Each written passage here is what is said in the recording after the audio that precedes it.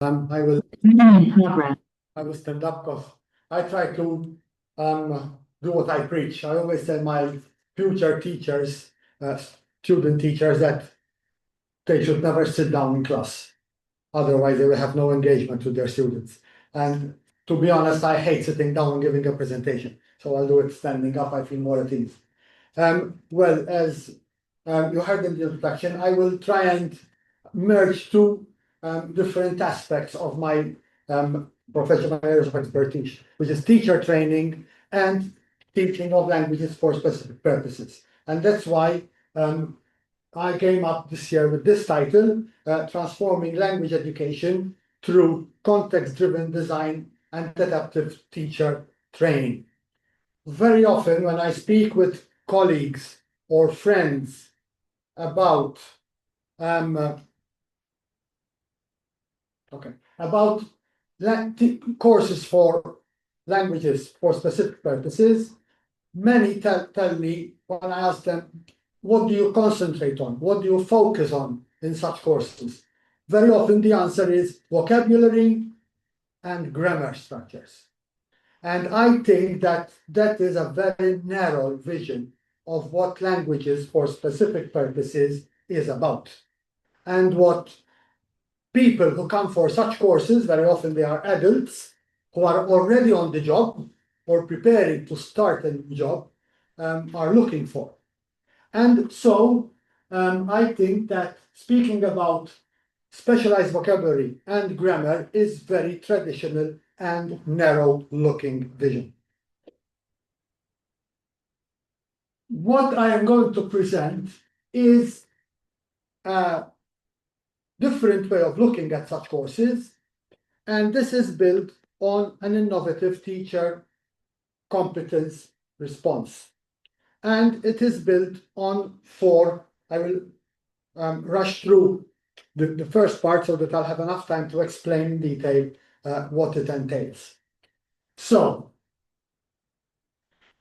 what I will be presenting is based on four basic or main competencies.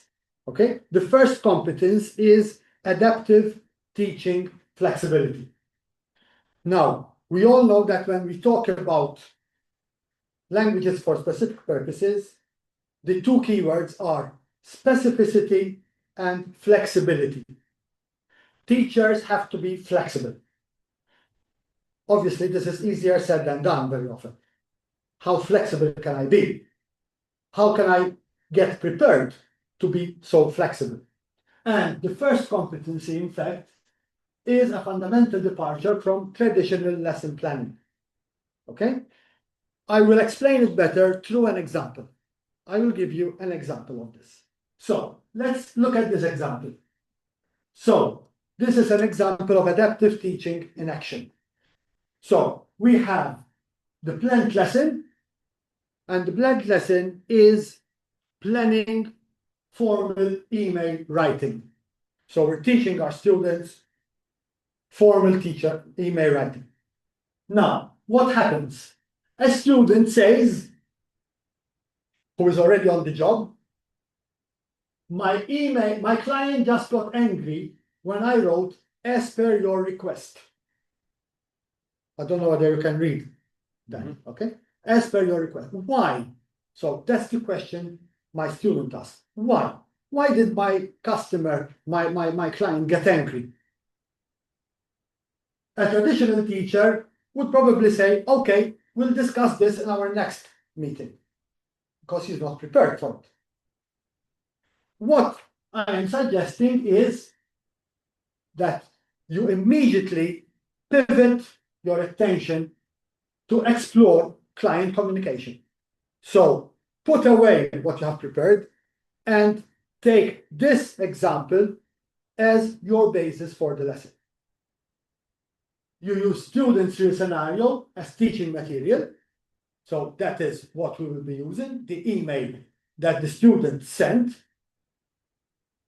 addresses tone, cultural expectations, and relationship management, and returns to email writing with authentic context. Authenticity is fundamental here. Very often, teachers complain of how can we find authentic material. Textbook material very often is not authentic at all. First of all, it's quite generic in nature, because obviously the author wants to sell, so he tries to be as generic as possible. And second, even when we have, for example, recordings or audio files as part of the book, they are not authentic, because very often they are recorded in a studio, not in real scenarios. So the key difference is seizing the authentic professional moment instead of sticking rigidly to the plan. Another aspect of this first competence is understanding professional communication's dynamic nature. Very often, there is a lot going on, and we are not aware of it. Okay? Every time we communicate at our place of work, there is a lot going on. Very often, we either do not realize about it, we take it for granted. Okay? Now, we have to be careful for this. Another example. Adaptive response. What do I mean with it? Okay, so the planned lesson is negotiation phrases. What phrases can we use to negotiate at our place of work? The student says, my manager asked me to present to the CEO. I froze and just read slides. I don't have the experience to do it. And when I was asked to speak to the CEO, I just couldn't do it. I read my slides. Okay, so what does the adaptive teacher do, or should do? Immediately shifts to impromptu speaking skills. Okay, again, take the lead from what the student says and start speaking about speaking skills. Use students' real situation as lesson material, and addresses actual workplace need while maintaining communication goals. So the key insight here is respond to emerging professional demands and not just the lesson plan. You need to have a lesson plan. You need to have a plan in mind, but do not stick to it if need be. Very often, you cannot stick to it if you want to be relevant to your students' needs. So, 3 practical elements in this first: competence, situational pivoting, dynamic material integration, and responsive scaffolding. Okay, these are the 3 very important aspects. Let's go to the second competence of the plan. Enhanced professional listening. Listening skills are extremely important, not just in teaching and learning, even in everyday life. Unfortunately, many people today don't have the time to listen to you. And as soon as you meet somebody and tell them, you know what happened to me? What will be their reaction? Oh, that's nothing compared to what happened to me. People don't have time to listen. And this happens even in our classrooms, unfortunately. So, again, I'll give you an example. So, example, my lesson was going to be focused on medical team meetings. Okay, so we've changed scenario now. We've gone to the medical jargon, medical language for medical purposes. General teacher would hear, we should probably consider adjusting the protocol. Okay, so one of the students raises his hand and says, you know what happened? My superior told me we should probably consider adjusting the protocol. Or I told my superior this thing. Okay, so the LSP teacher has 3 or 4 things to do here. First of all, hatching language. Should probably. So the teacher should realize immediately that here there's a junior speaking to somebody who is senior to him in rank. Power dynamics. Indirect challenge respecting hierarchy. Healthcare convention. How concerns are raised without direct conflicts or contradictions. Teaching value, students will learn that professional disagreement requires specific linguistic strategies based on workplace hierarchy. Another aspect of this competence is that teachers must develop familiarity with discourse patterns, terminology, group dynamics, etc., etc. So, another example. Now we went to another aspect, business English or business Italian or business French. Okay? The email says, please advise on the quarter 4 projections. So, we have to go beyond the vocabulary over here. Please advise. Again, junior asking the senior hierarchy, which is very important in certain places of work, which has to be respected. Email format, formal documentation trail, and direct request. And this is Anglo-business cultural norm. It varies from one language to the other. It depends on the culture of the country. So the key insight here, same words in a meeting would signal different power dynamics. Okay? And you have to be careful with power dynamics. This is like when you meet somebody, you know? When you meet somebody you don't know, if it's an Italian, probably you would embrace and kiss on the cheeks when you meet an Italian person. An English person would shake hands. What does that mean? Keep your distance. Don't come any closer, please. Okay? If you're in New Zealand, they would rub their noses, for example.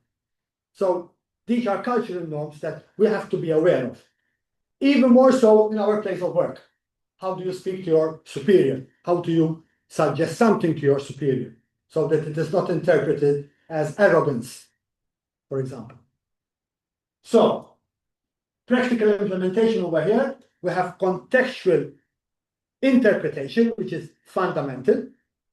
We have strategic pattern recognition, which enables identification of recurring communication strategies, and cultural sensitivity awareness, which varies, I repeat, from one country to the other. Sometimes this varies even from one workplace to the other within the same country.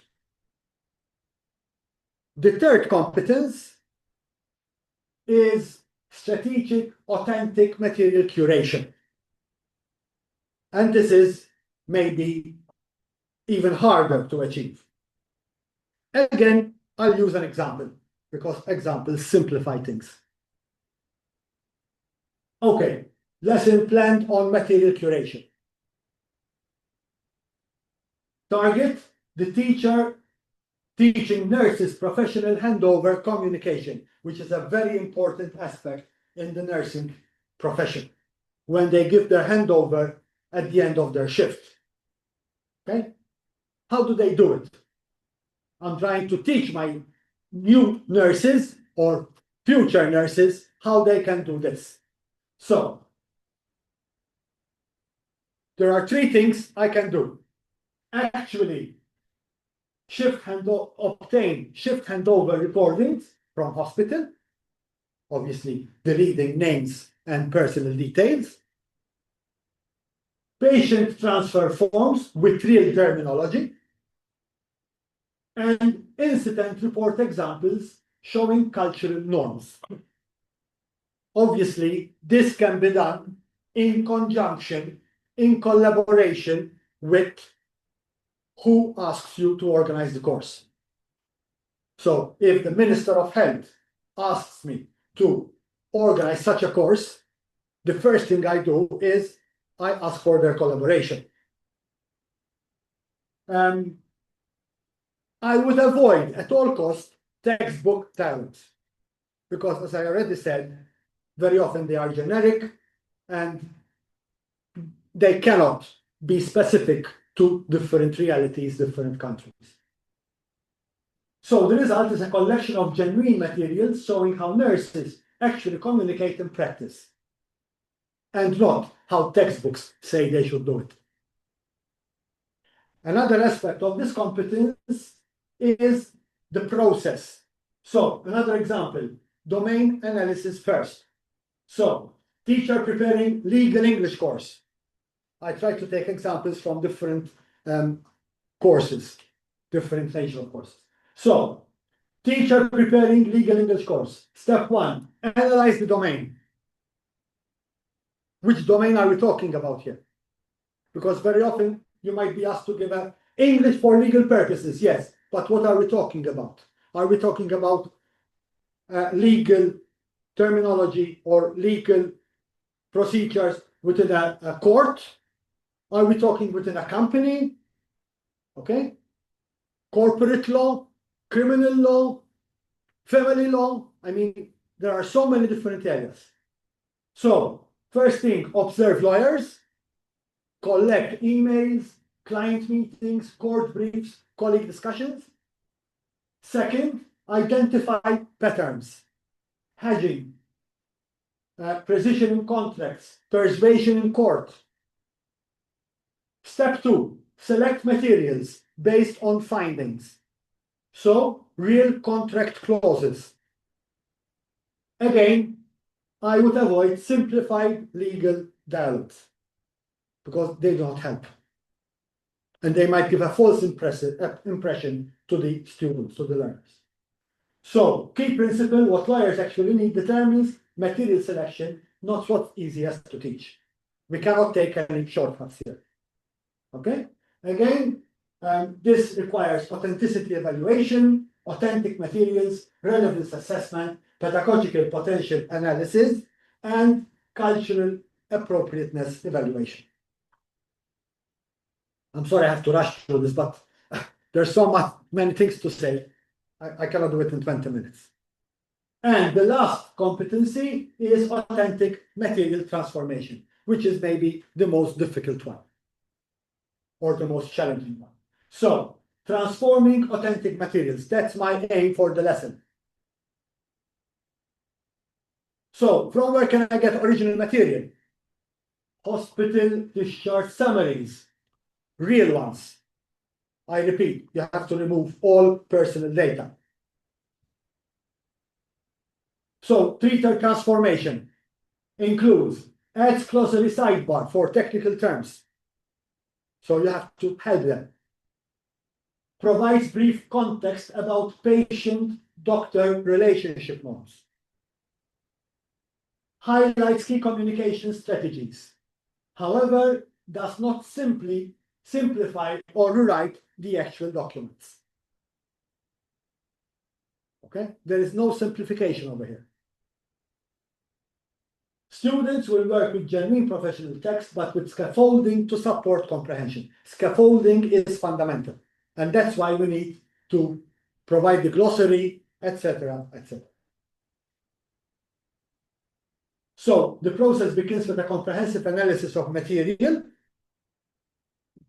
And again, we have an example. So analyzing authentic material. So material is a real email from project manager to client about delays. Teacher analyzes what makes it authentic. So we have linguistic aspects, the use of the passive voice. We have the cultural aspect, apologetic tone, plus a solution focus. Contextual, references to previous agreements, etc. And strategic, the famous bad news sandwich. Okay? So you start with something positive, then you speak about the problem, and finally, a solution or a suggestion to find a solution.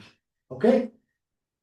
So, very important here, the scaffolding design, the cultural mediation, and strategic highlighting. To conclude, such course is based on 3 aspects. Teacher development. Okay?